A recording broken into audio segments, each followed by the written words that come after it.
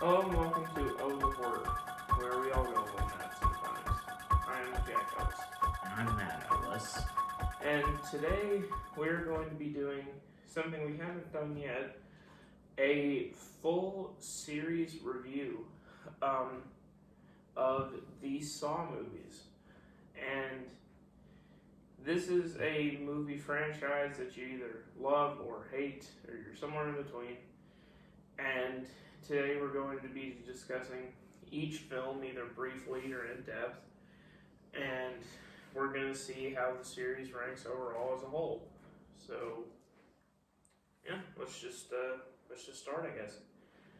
Um, this will be including Jigsaw and Spiral, and of course the entire Saw series. So, if you haven't seen those movies, there will be spoilers throughout. So. Let's start off with the first Saw movie. This was directed by James Wan and starring Cary Elwes. It was just the product of low-budget filmmaking in the early 2000s. They were actually able to sell this movie by making a short film that's sort of a skeleton of what the plot would be and showing it to production studios, and then that's how they were able to sell it. This movie was made on a relatively small budget and filmed in maybe a handful of locations. And it's a very, I guess we'll talk about the plot.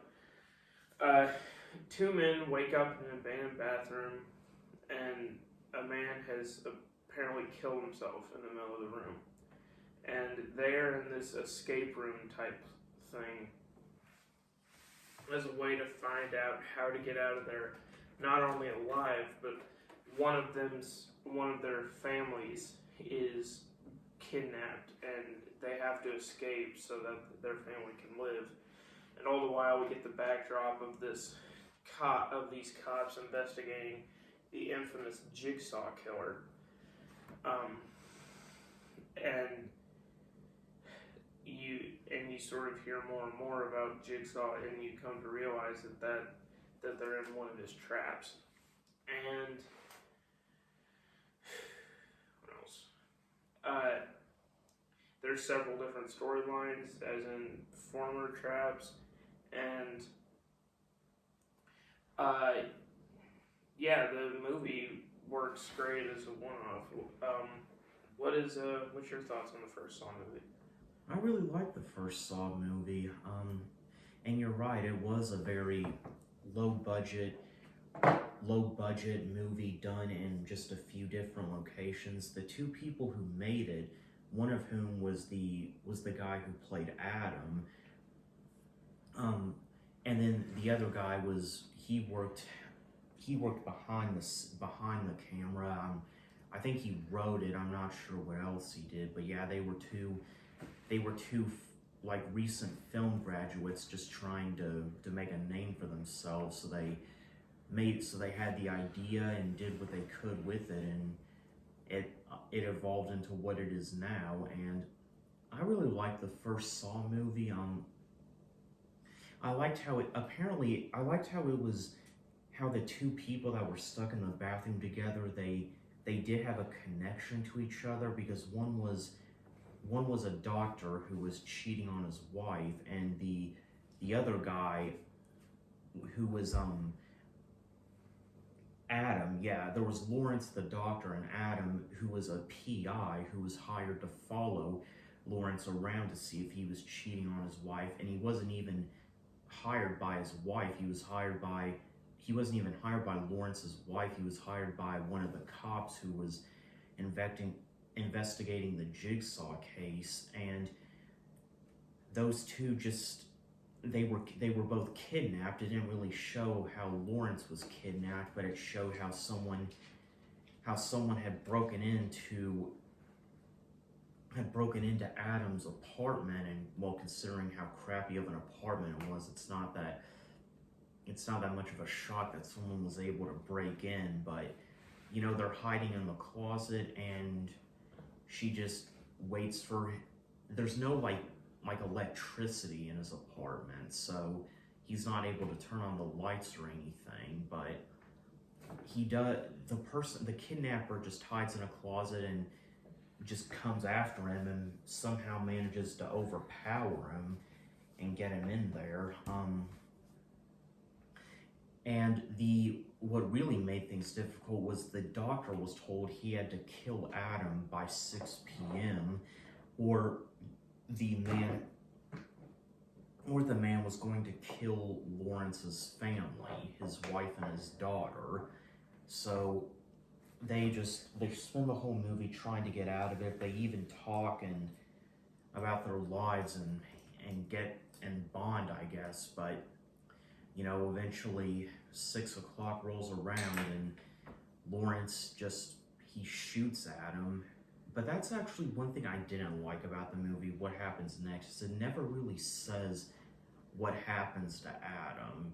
He gets shot and then Jigsaw gets up. Turns out he wasn't really dead and he just leaves Adam in there. And then the movie ends, so it never really says what happens to him. Yeah, I believe we get an answer in Saw 3, if I'm not mistaken. Of course, Lawrence comes back in the final movie in a really stupid way, in my opinion, which we'll talk about. But yeah, this movie, with cinematography, it really harkens back to the days of late 90s, early 2000s thriller movies. Most notably, one that we've already talked about, Seven. But now that we're past all that, let's get to the twist at the end of this movie, gone down in history as one of the most famous twists in cinematic history, and a great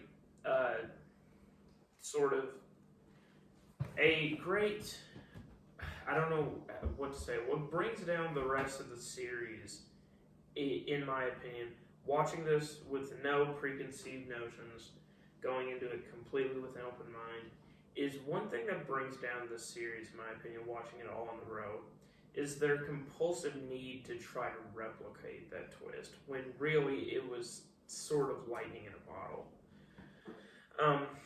But yeah, we find out that the man in the center of the room who shot himself is not actually dead, and he is in fact the infamous Jigsaw killer. And the last shot of the movie is him closing the door and saying the infamous line, "Game over." What I didn't get about that scene, though, is he's lying there pretending to be dead the whole time, but wouldn't they have been able to notice him breathing or something? Yeah, I mean, maybe they weren't focused on that, but yeah, there's a couple, I guess, holes you could say in Jigsaw's plan here. If Jigsaw didn't know he snored, the whole thing was over. Mm-hmm. And they would have just been like, "What the fuck?" But anyway, and you also find out in the movie that the key to get out the entire time was actually in the bathtub that Adam woke up in, but the key went down the drain as soon as he woke up, and now he can never get out. Which is the first instance, but certainly won't be the last, of what I call, and what I previously referenced in our last episode, Jigsaw logic. Okay, he's waking up in a bathtub in the dark in a room he's never seen before, and if he moves 1 inch, that thing is going to go down the drain. I get that he could have gotten out the whole time, but I mean, still, if you put somebody in a situation where they're 99% likely to die, and they die, you are responsible. No ifs, ands, or buts.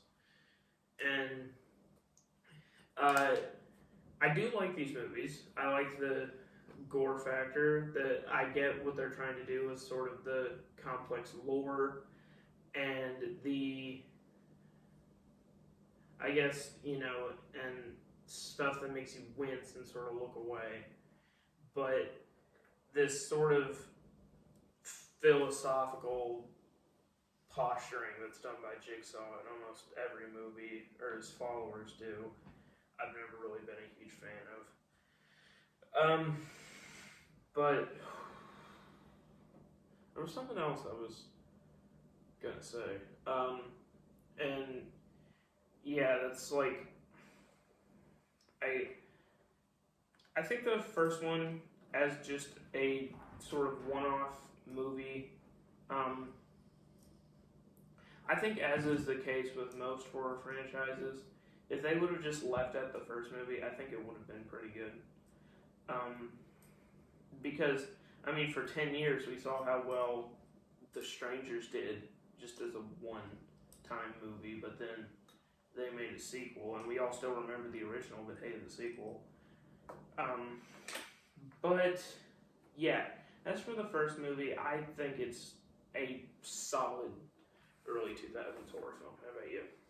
I agree. I think it's pretty solid as well. I think it's I thought it was clever. I thought it was pretty gory. They tend to get a lot more crafty as the movies go on. Like this one was actually fairly straightforward compared to all the other Saw movies that came after it. Yeah. And yeah, like the barbed wire trap, that thing always makes me Oh yeah. But yeah, moving on to Saw 2. So we saw Saw, so now let's see Saw 2 too. So this movie, I don't remember, a lot of these movies have a cold open, if you will, with a cool trap. But a lot of them I just don't remember because they're so one-off. Except for the last one is the final chapter. I remember that one because it's in like that shopping mall or something like that. But I think it's the one where that guy has to pull the key out of his eye hole or something like that. And yeah, but the whole of this movie follows Detective Matthews and his raid of Jigsaw's lair as a new game plays out with 5 new participants who are all connected by having done jail time, and I believe they were all drug addicts. Wasn't one of them like the detective's son? Yeah, it was. I know they're at least all criminals, but I think the big twist of this movie is that, I mean, I'll just say it, is that they all went to jail because of evidence that was planted by Detective Matthews. So we have that, and there's a lot of really cool traps in this movie. I think it's a fun movie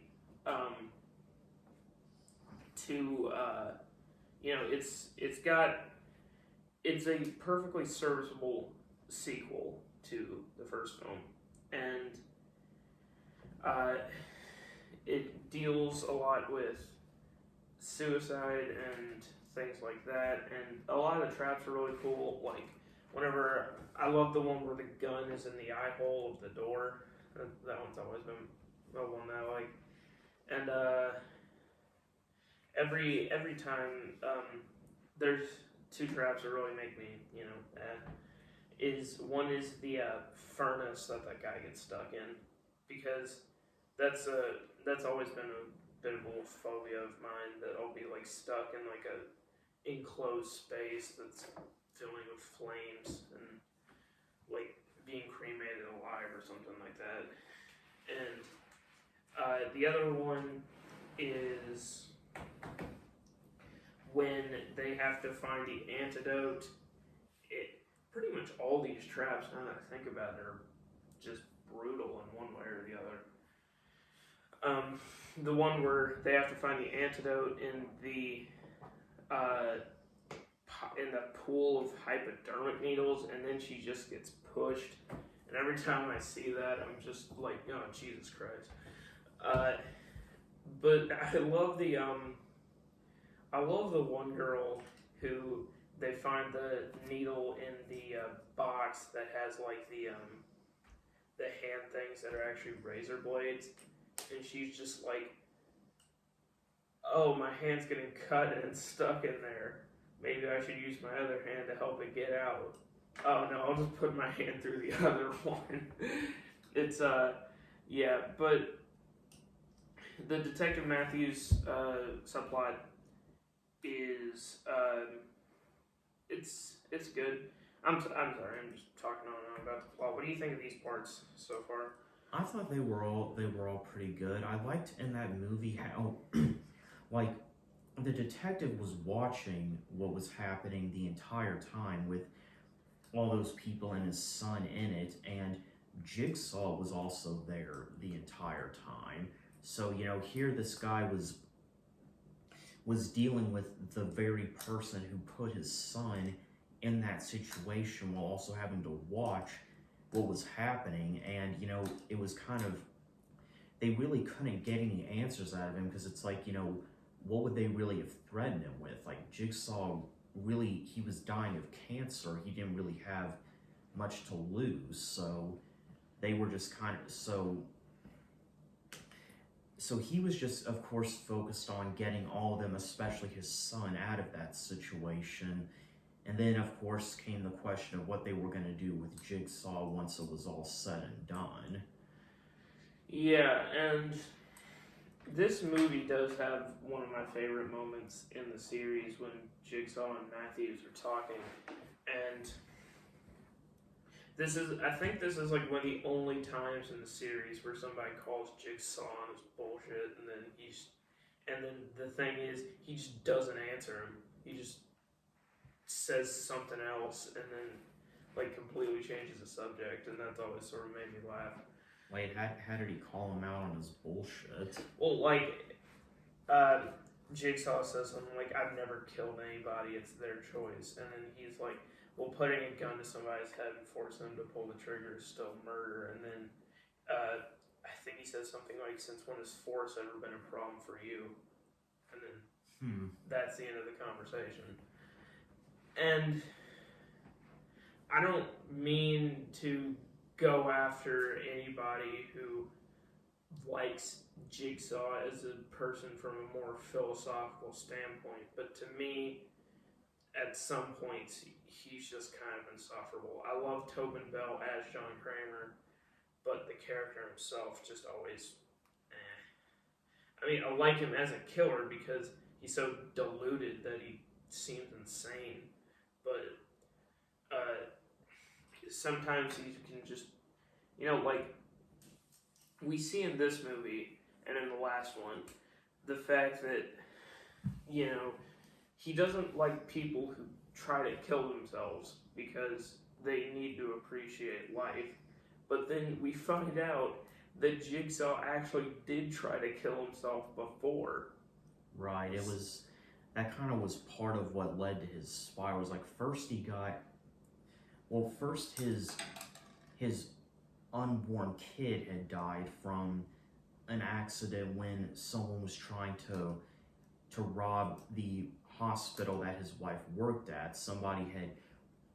One of the thieves was trying to get out, and he opened a door too hard when his wife was trying to go into the room, and the knob just like slammed into her stomach when she was pregnant, and that killed the baby. That part always puts a pit in my stomach, because then you see like the blood start pouring out, and it's just Yeah, and then shortly after was when John Kramer got his cancer diagnosis, and at that point he just you know was understandably devastated, and he actually drove his car off a cliff on purpose, but he survived, and he kind of took that as a message from either God or the universe that he was on this earth for a reason, and his reason, he felt like, was to actually to make people see the error of their ways via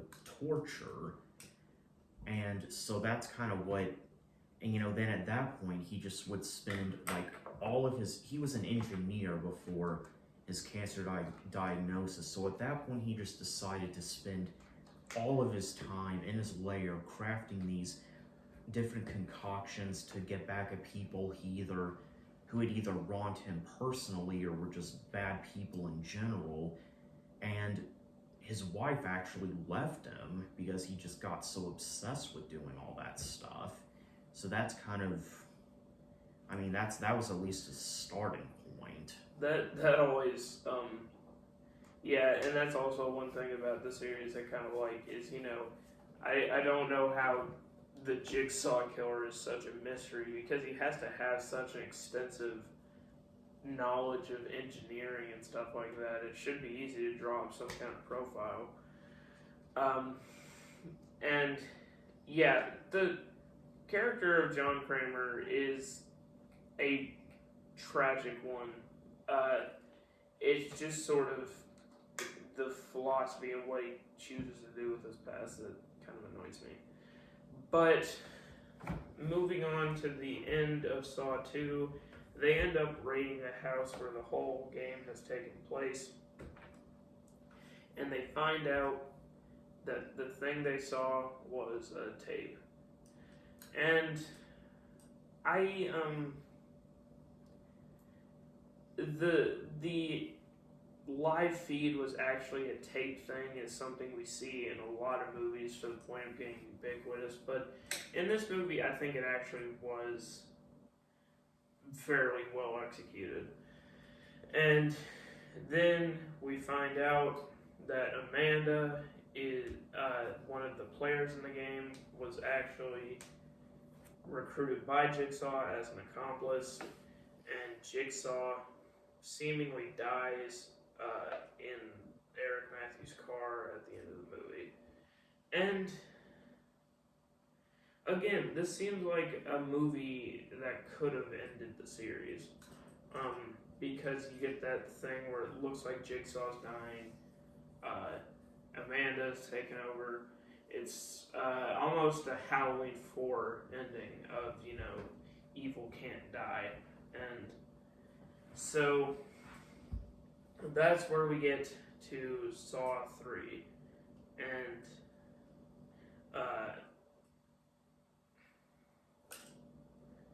Saw 3, now this was the movie where this was like all about one guy who was trying to get revenge on somebody who killed his son in a car wreck and then drove away, isn't it? Yeah. Well, no, he didn't drive away, but, he got a pretty lenient sentence. Oh, yeah, he only got, 3 months. And, yeah, and it also tackles John, who is on his last legs, being taken care of by Amanda, but a doctor is recruited to take care of him in his last hours so he can see the last game he's ever done. Right, so pretty much in this one, from my understanding, it's been a while since I've seen him, but what I think happens is the man who killed the man who had his son die and has become very bitter because of it is taught by Jigsaw, tries to teach him forgiveness. So he makes him go through this maze of different trials where he is allowed to either save or let someone who had a part in what messed up his life to die. The first being the judge who gave the man who killed his son a very lenient sentence. So that man, when we see him, the judge is at the bottom of a thing that it's like a silo, I think it is. Yeah, pretty much they're in a slaughterhouse, and the dead pigs, it's where they're put through a wood chipper type thing, and then those remains are shot into the silo where he is being chained down. And so if the man whose son had died doesn't free the judge, he ends up drowning in a thing of pig blood and guts. Damn, that scene is brutal. Like, it's like all that, like they're pigs, they're rotting, and like the liquidy stuff in it isn't even red, it's like brown. Yeah. And he ends up saving him. One of the things the judge says that I think has a part in that was where he just says, fine, prove that you're a murderer too. And so the judge ends up staying with the guy through the remainder of the movie.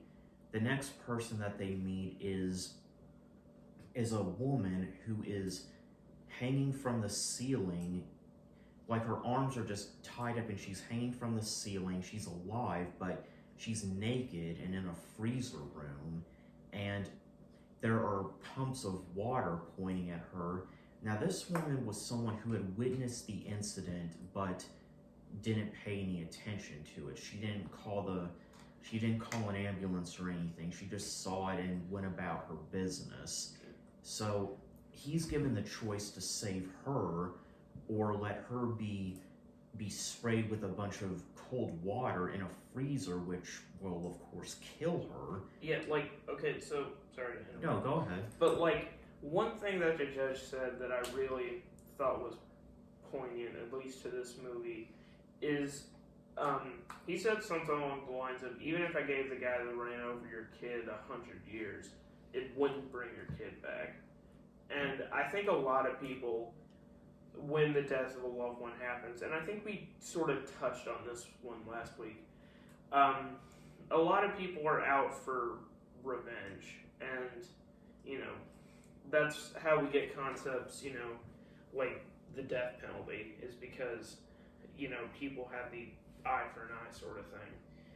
And, I understand having closure and wanting justice, and, but the thing is, the guy got like 3 months, but he is probably going to go through life with an unending amount of guilt and shame for having run over a 3-year-old child.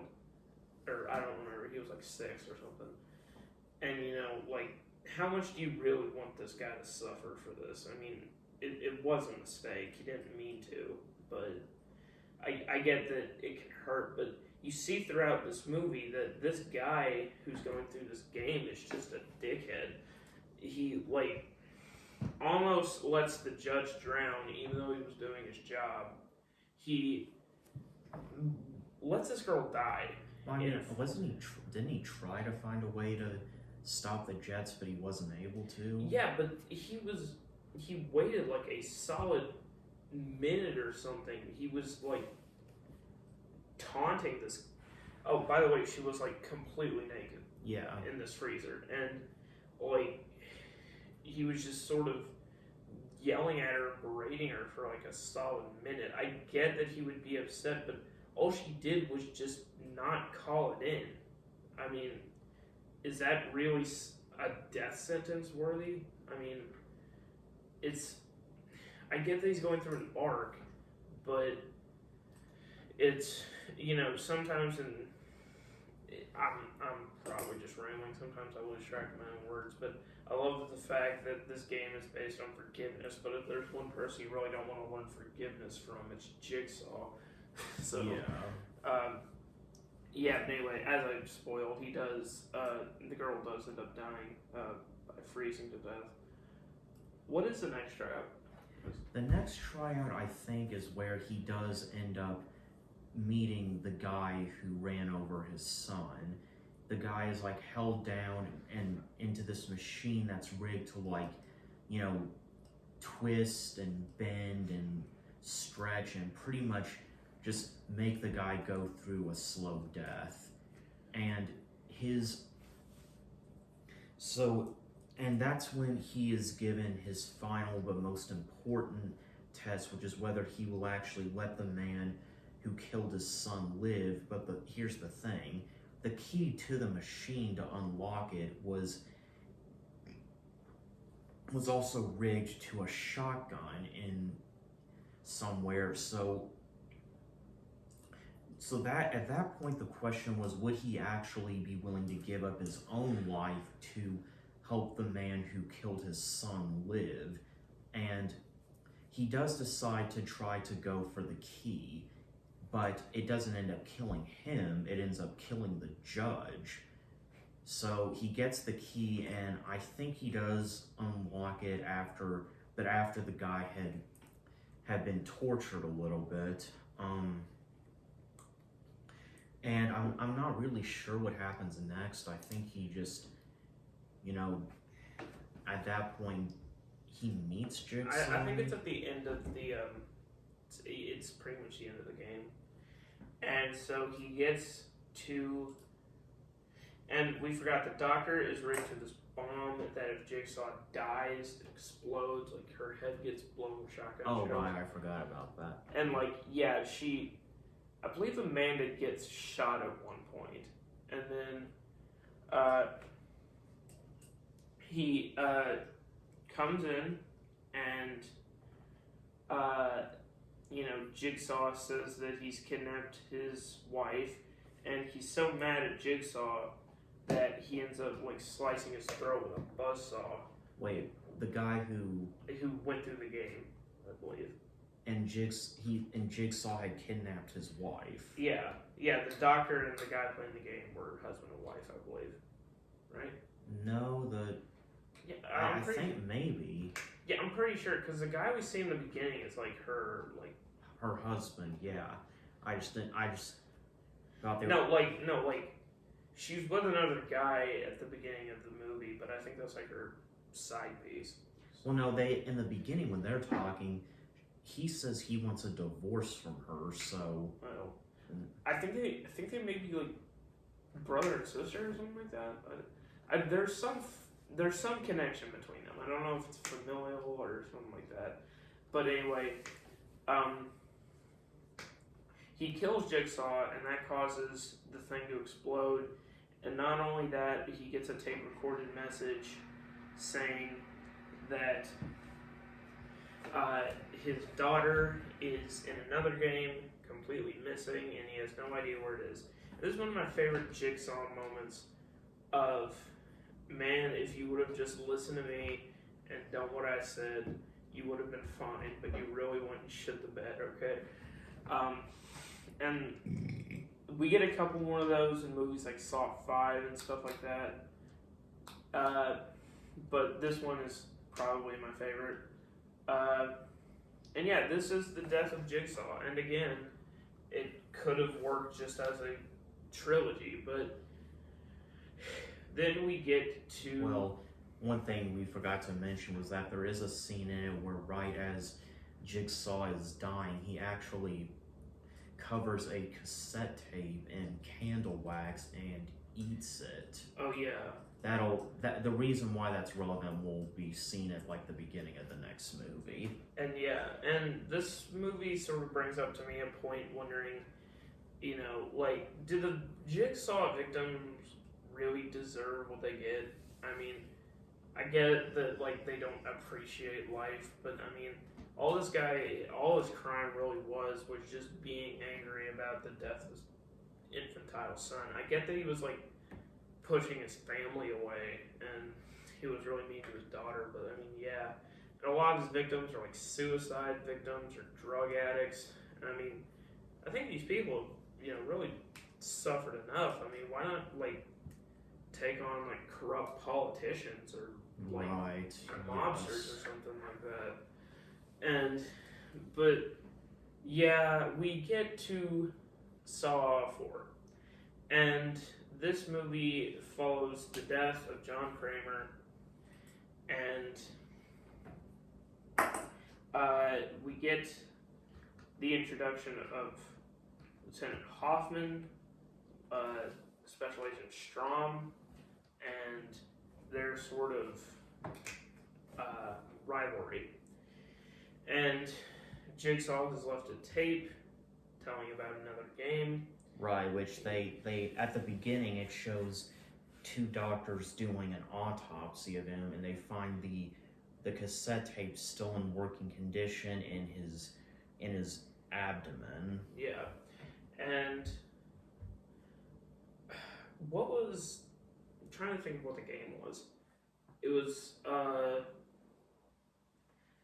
like the one guy, the SWAT member who was his wife or something like that, and he was going through a game or something like that. This movie, as I remember, isn't very focused on the game itself, but rather Jill Tuck, John Kramer's wife, and Oh yeah. her sort of on the radar of the FBI and police as they're sort of trying to figure out what Jigsaw is up to. Right. I mean, the thing is, they believe she knows more than she's letting on, and the thing is, he reveals that there are more games coming, even though he's dead, because he set them up before he died. Like, a fair deal of Jigsaw's tests actually happen after he died, because he set them up beforehand and and recruits people to carry them out. Yeah, and I'll be honest with you guys, folks. I don't remember much of this movie. I remember 5, 6, and final chapter because they're sort of like the Hoffman trilogy, which is something I find really interesting. But this one, do you remember much of it? I remember it kind of fills in a few holes when it comes to why swine was involved so much in these movies. Like the woman. That's what she said. I said swine as in pigs. Yeah. Still. Anyway, it shows. It talks of the woman who kidnapped Adam in the first movie was wearing a pig mask, and she wears it in a lot of them as well. She's kind of like Jigsaw's right-hand man, and as we said before, in the most previous one, it all happens in a slaughterhouse for pigs, and it's revealed that the reason all that happens is because Jigsaw's wife's family owned a pig farm. So that's kind of where he got all this stuff. Oh, and we find out at the end, the game is all happening, and Detective Matthews is actually still alive and in a saw trap.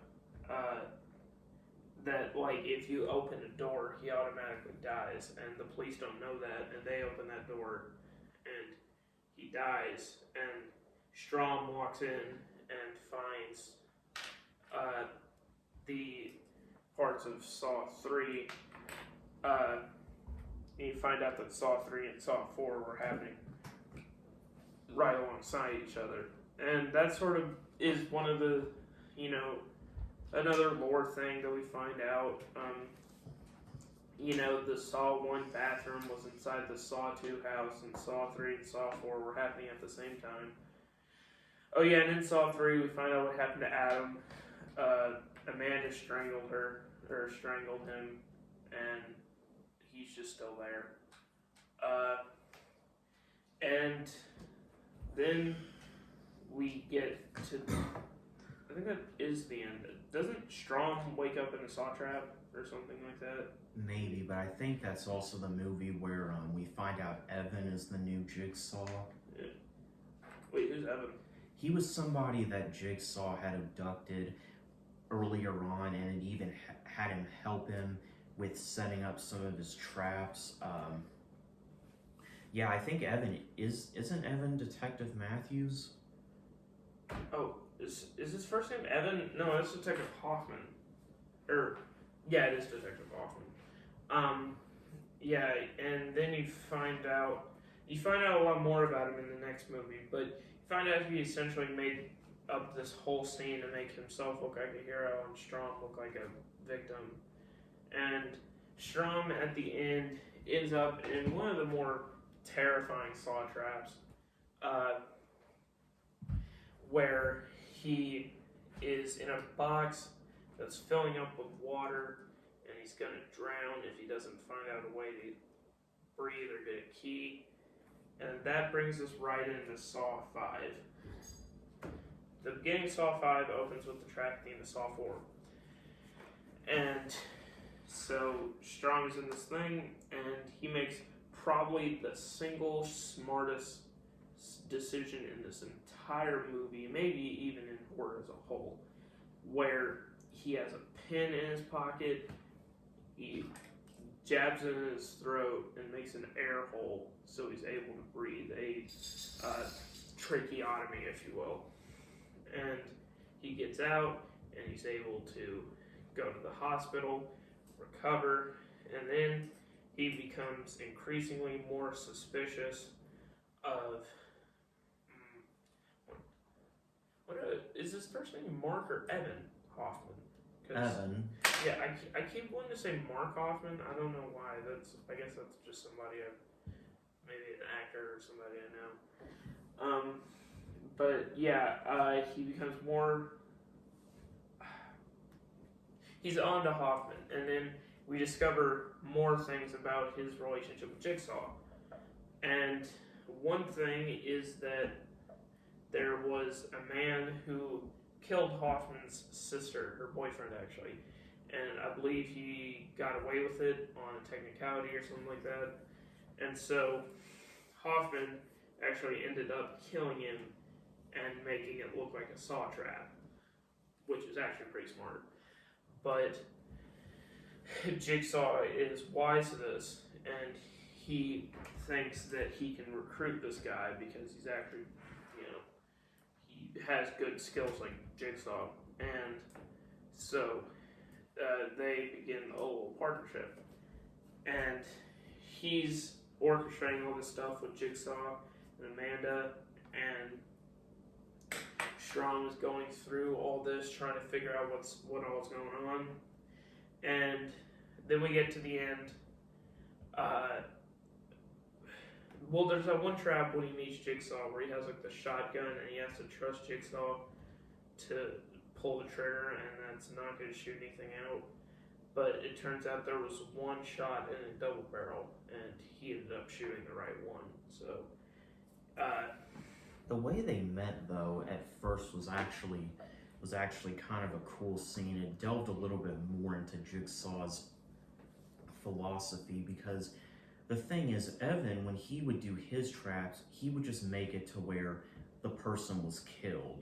It was genuine murder, whereas, I'm of course not rationalizing what Jigsaw did, but with every test Jigsaw did, he did at least leave one way for them to get out of it. But Evan wouldn't even give people a chance because he felt they didn't deserve it. And then when he said that, Jigsaw just yelled, everybody deserves a chance. So I guess Jigsaw was able to convince Evan to start thinking like him. Whereas, I guess you could consider that a form of mercy, what Jigsaw was doing, but the way for them to get out was usually pretty grueling as well. So yeah, that's when they started working together. yeah, and so as Strong figures out all this stuff, he ends up getting to the end of what Hoffman had pretty much orchestrated for him to do. And he's in this room with a glass coffin. Hoffman is there, but then Hoffman ends up in the glass coffin, but Hoffman had planned it that way. And he is lowered in the ground as Strong is stuck in a room with the walls closing in on him.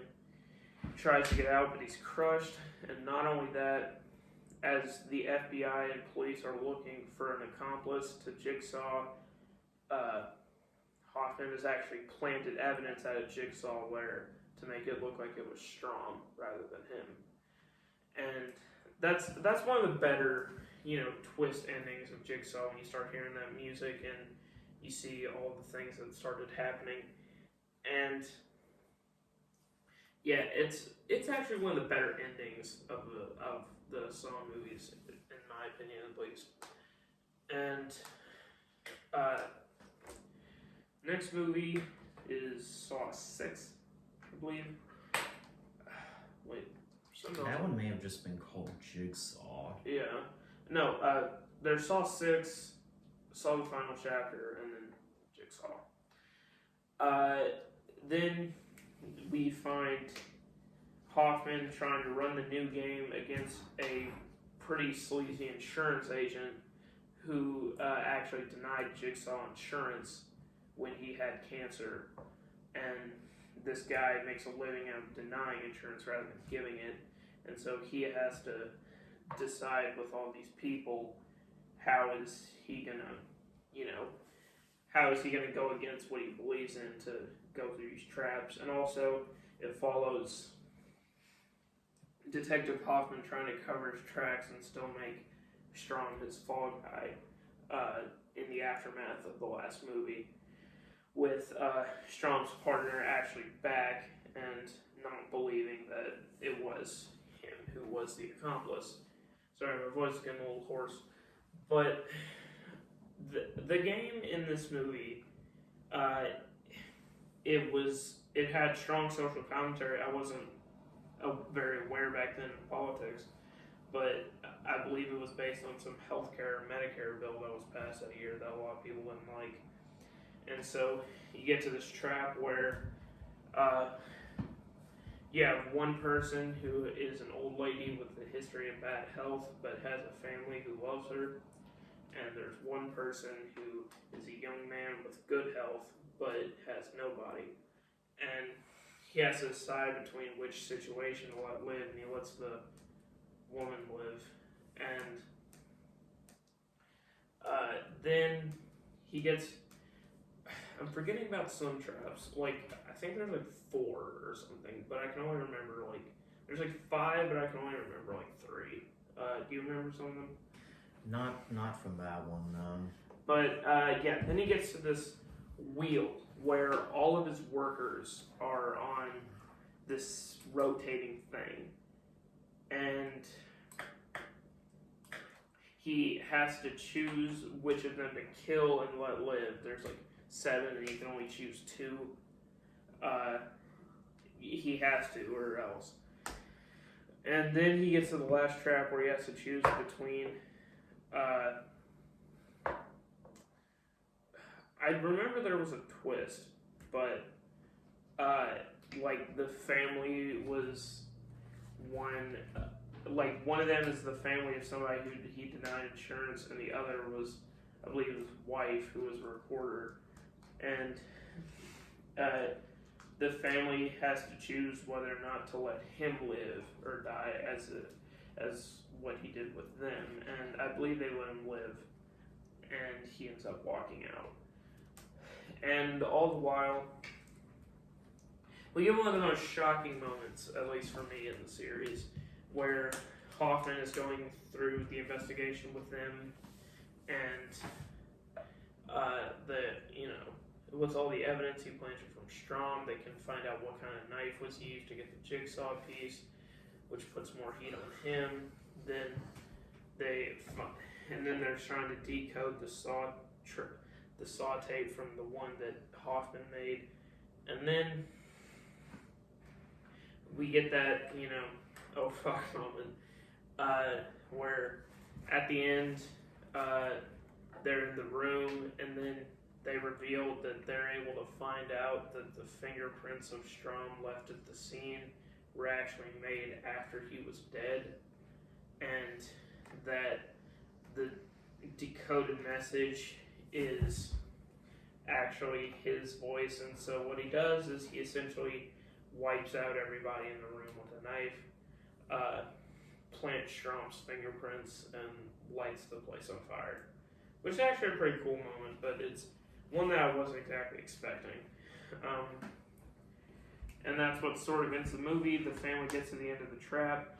Hoffman comes to watch what's going on, but then Jill Tuck puts him in the reverse bear trap, and he is able to do something really smart, which he gets it between 2 bars, which stops it, and then he's able to unlock it, take it off, and run out. So yeah, anything to say on this one? No, I think he covered it. All right, and we get to Saw the final chapter, the last of the main Saw era. We get a man who lied about being in a Saw trap, wrote a book about it, became this sort of sensation, and he goes to meetings. Support group meetings for like people who have been victims of Jigsaw. Yeah. And it actually shows Jigsaw himself following this guy throughout everything he's doing, from him speaking at meetings to him like even writing and signing books, and Jigsaw's just like, are you fucking kidding me? This is insulting. Yeah, and probably the most unintentionally funny part of the series is when Jigsaw comes in there disguised in like a backwards baseball hat and hoodie. It's kind of hilarious. But so he does all that, but then Jigsaw puts this guy in an actual trap with all his friends, and all his friends think we're all in on it, and they knew that he was a fraud, and so they all get killed one by one. One of the scariest traps in here is what was it?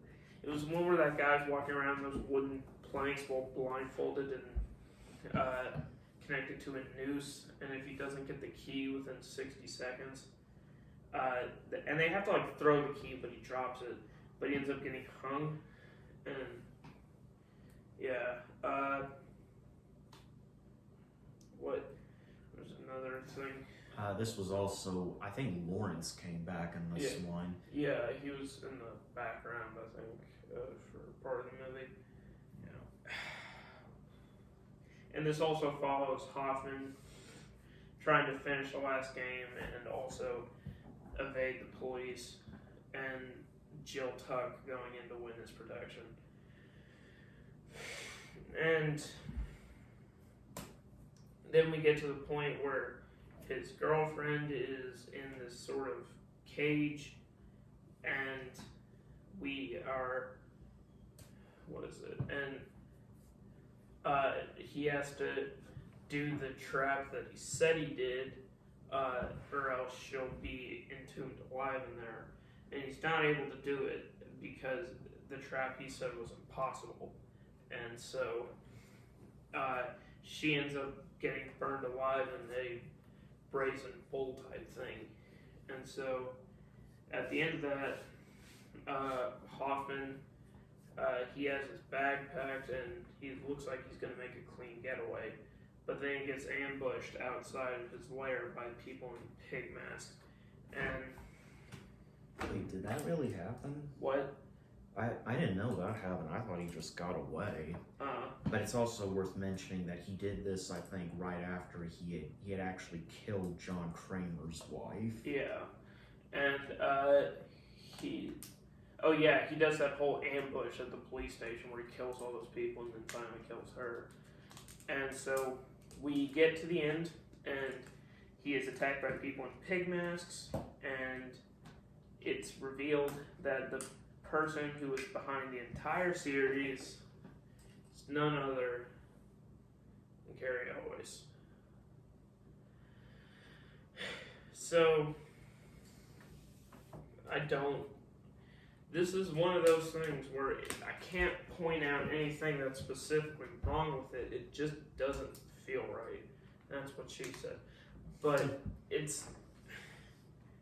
this series has so many, I was behind it the entire time sort of thing, that like a fourth one where you bring back this guy from the first movie, he's been working behind the scenes to,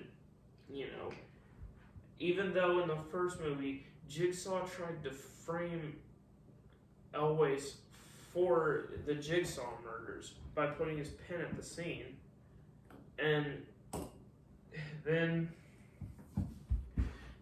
when you have this sort of, twist in the 11th hour that it was all this one guy, and then that ends up being the last movie in that continuity, it just feels cheap to me. I don't know. What do you think about all this? Yeah, I mean, I did think there were some holes in the movie. You know, they were. I mean, it's kind of hard to perfectly make a movie where it's like set with all these different, you know, traps, like these very crafty, where they pretty much bring dozens of people into these very crafty traps that I'm not even sure if they would be scientifically possible in real life. But yeah, you're right. There were some problems. But yeah, we move into the we move into the new continuity, or at least the rejuvenation of the series in Jigsaw. This was this is what was pointed out in the newest Scream as what is known as a requel, where it's not really a remake, but not really a sequel either. It's sort of its own thing, and it brings back John Kramer as Jigsaw, and we get a new mystery as to who the new Jigsaw is 10 years after he's dead, and follows the coroner from the first couple movies along with his assistant, who is the Jigsaw obsessive. Oh, Jesus. And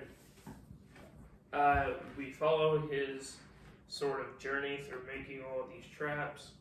And we get 5 people who are first start out in this one thing as like a bucket head, but I don't remember what the point of that trap was. The first one with all the buckets on their head.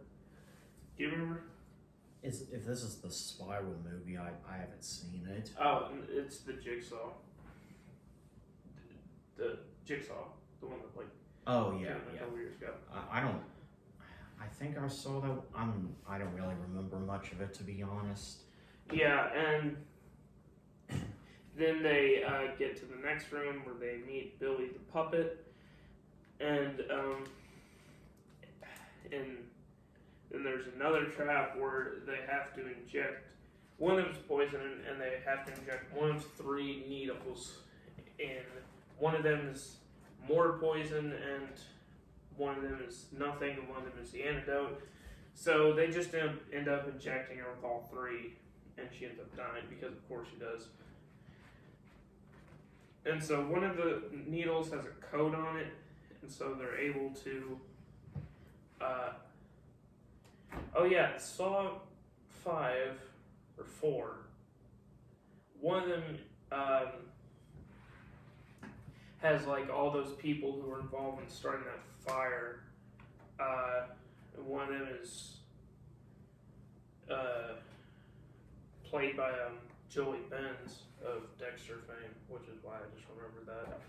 But anyway, so they get to the next room where one guy's leg gets caught in like this wire, and it looks like it really hurts, and it's really tugging on his leg, and so they have to find out a way to get the key to get him out of there.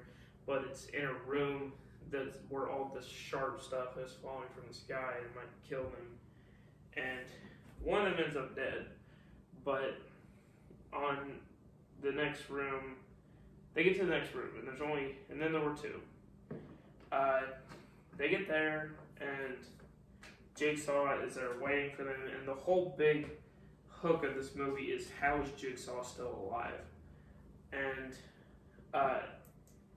he's talking to them, and we find out that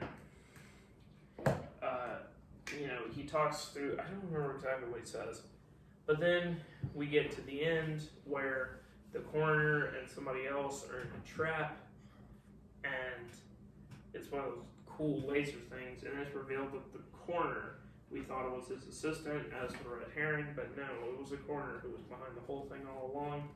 And the events and the traps in this movie were actually a separate game that happened 10 years ago before Jigsaw. And those being a good renaissance of the series, the twist about everything happening 10 years before,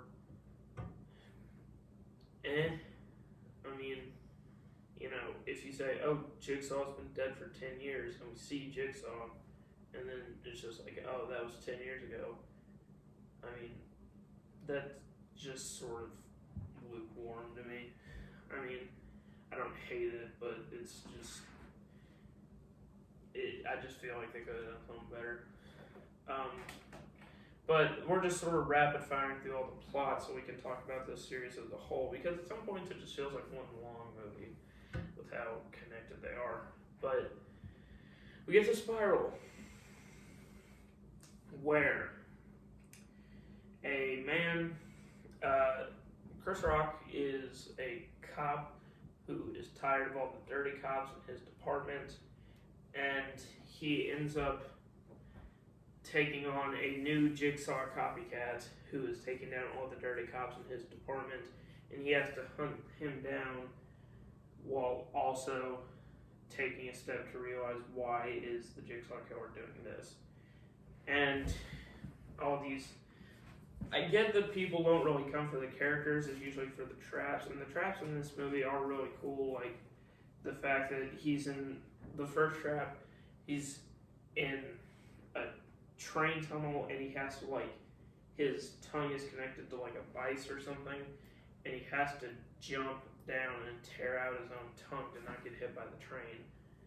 And the second one, it's like a Chinese finger trap where to get out he has to pull off all his fingers, or else he'll get electrocuted because he's in a bathtub.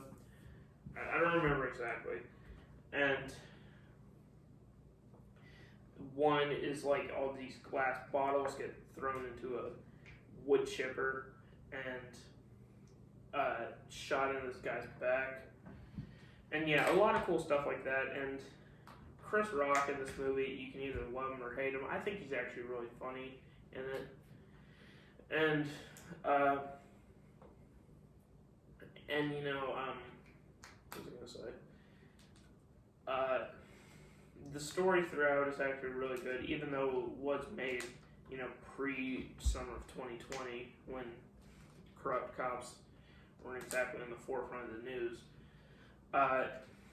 And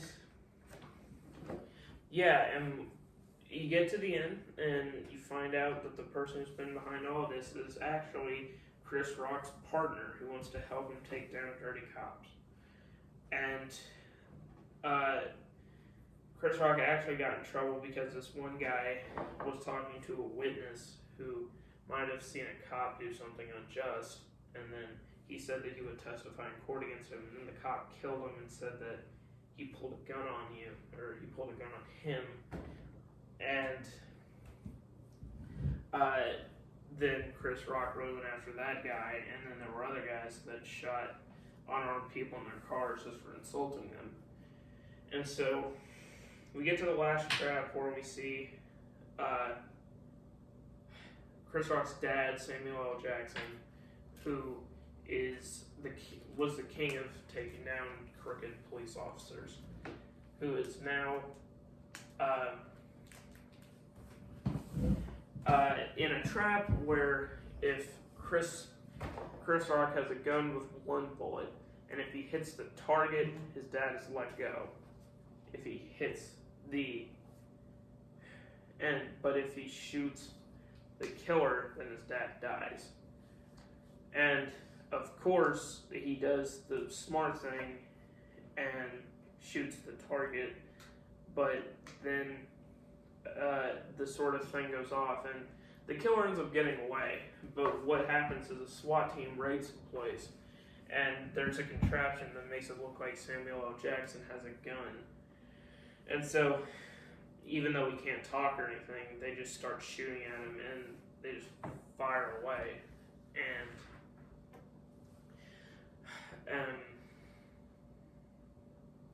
what was I going to say? And it's a really sad and shocking ending, and it's probably one of the best we've had in a long time, probably since 5. And yep, that's the end of the Saw movies. So, as a person who, in the year 2022, without any bias, watched all the Saw movies in a row in quick succession, what can I say for them? Well, They're confusing and kind of gross. I do like the movies. I especially like the first one. I do have some problems with the sort of the sort of arc of the entire series, but I like the first one, and I like Spiral, and I like Jigsaw, and Spiral is where it sort of takes its 7 inspirations maybe a bit too far, but yeah, I think that really does it. So what do you have to say for the Saw franchise? I would have to agree with you. It was cringy. It was confusing, but it was enjoyable. You know, it was really an interesting idea where it was one guy who makes people realize the error of their ways through torture and sometimes death. Well, most of the time death, and most of the stuff happens after John Kramer is dead, which is really something too. And you know, it's all the mastermind behind it all is a guy with cancer, which is surprising. And I liked how in the last one they had Chris Rock do it. It's like it kind of makes me think how many of these comedians are going to go into making horror movies, like Jordan Peele, Chris Rock, and you know, hey, maybe what would be a great idea for the next one is where Will Smith plays the antagonist and Chris Rock is still in it, and those two go at it. And when Will Smith throws the first punch, Chris Rock is just like, I ain't just gonna take that this time, bitch. And yeah, and you know, Danny McBride made Halloween. BJ Novak made Vengeance. So we're getting a sort of resurgence of comedians making horror movies. But yeah, this movie was like the horror franchise of the 2000s. And you know, it's a campy, yearly Halloween, month of October, go and see it with friends. You know, it was the Friday the 13th of their era, or the Nightmare on Elm Street. And so you gotta respect for that. That really captured the zeitgeist of horror for them. And it's even been made fun of for its capturing of the zeitgeist in movies like Scream 4. And yeah, this series as a whole is pretty good. And I like how it really was different in the way that, like, there was a YouTube video I saw that I actually showed Jack called Zach Starr himself, where it's like, it shows a support group for horror movie killers, and Jigsaw wants to join it, but even all of them are repulsed. Like, there's Freddy Krueger, Michael Myers, Jason, who else? Wasn't Ghostface in it? Ghostface was in there. And even they were all repulsed by him because, like, they were saying how they respect their victims enough to just go ahead and kill them and get it over with, whereas Jigsaw just tortures and then kills them, which I agree, that does in a way make him worse than the others. So that's really all I have to say. That's really all I have to say too. So overall, I would give this franchise a 7 out of 10. Same here. Alright, well, this has been our Saw series, I guess, retrospective. I'm not entirely sure what retrospective is, but I guess that's what we'll call it. Yeah, we'll have some new episodes coming as soon as possible. And yeah, Jack Ellis. It's been Ode of Horror. We'll see you next time.